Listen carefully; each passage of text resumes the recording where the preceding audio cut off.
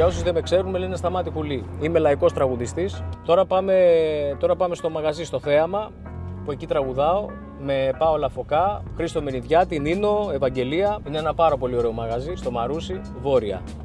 Λοιπόν, σήμερα θα τραβήξουμε κάποια πλάνα από το πρόγραμμά μου. Λοιπόν, το νόημα τώρα αυτού του βίντεο ποιο είναι? Ότι προσπαθούμε να δείξουμε κάποια πλάνα από το πώς είναι να τραγουδάς μπροστά σε κόσμο και ευελπιστώ να πάνε όλα καλά. Να μην είσαι πάνω εσύ και με τραβάς και πέσω. Σήμερα που πρέπει να κάνουμε βίντεο είναι όλοι βιαστικοί και έχω το νου μου και στον δρόμο. Γιατί έτσι πρέπει. Γι' αυτό και φοράμε και πάντα ζώνη. Έτσι. Δεν το κάνουμε, δηλαδή δεν φοράμε ζώνη για τις ανάγκες του βίντεο. Έχεις ξεχάσει ποτέ τα λόγια σου στη σκηνή απάνω? Τα λόγια, ναι.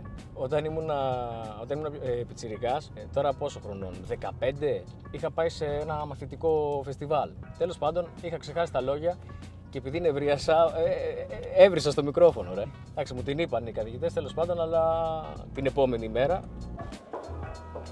Είδες ότι ήρθα και έκλεισες την πόρτα να φάω πόρτα?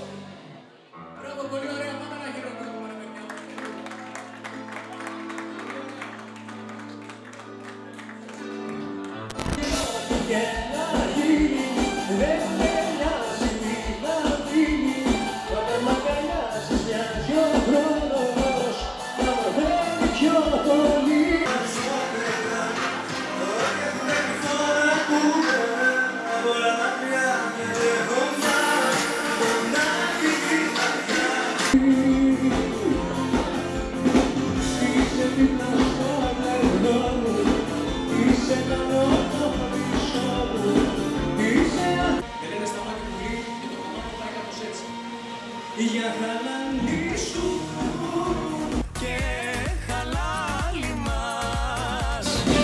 Μας γράφεις για τον ένα περαστήρα.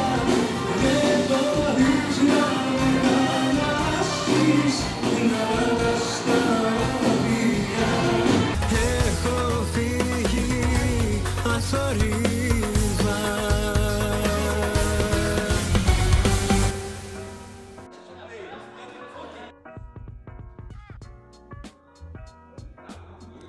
Δηλαδή τώρα εγώ θα πρέπει να γίνω YouTuber που κάνουμε τώρα και μου έβαλες να κάνω βιντεάκι για να καταλάβω. Μάλιστα. Οπότε πρέπει να με ακολουθήσουν στο Σταμάτης Κουλής, αυτό που έχω βάλει το YouTube που έχω ανεβάσει τα κομμάτια μου. Ακολουθήστε με άμα γουστάρετε εκεί, πατήστε like και subscribe. Όχι ακολουθήστε με, subscribe.